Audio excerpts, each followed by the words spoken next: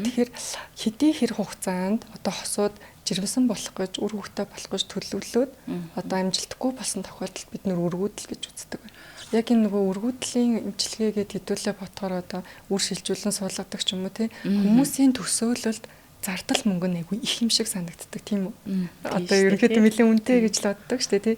Тэгэхээр яг одоо тухайн шалтгаан бүрээсээ хамаарат одоо энэ гарах эдийн засгийн хувьд одоо зардал одоо их байх уу? Ерөнхийдөө эсвэл харилцаа адилгүй байдгүй энэ дээр яг одоо хосуудын маань хувьд эрүүл мэндийн хувьд хэдээс хэдэн наснд одоо жирэмсэн болж үр хөвгттэй болох хамгийн тохиромжтой нас байдаг байна. Өргүүдэлгээд хэдүүл ярихад нөлөөлөх хүчин зүйлсүүдийн зайлшгүй одоо ярих шаардлагатай болно тийм үү. Тэгэхээр хүмүүс бас зарим хүмүүс бас хоорондоо ярьдаг тий одоо бага залуу байхдаа хэд удаагийн одоо абортонд орох тохиолдол байдаг ч юм энэ өргүүдэлд нөлөөлөх боломжтой. Аль талаас нь ямар нэгэн одоо органик ч юм нэг шалтгаан гарч ирэхгүй. Аль нь зүгээр гэдээдэг.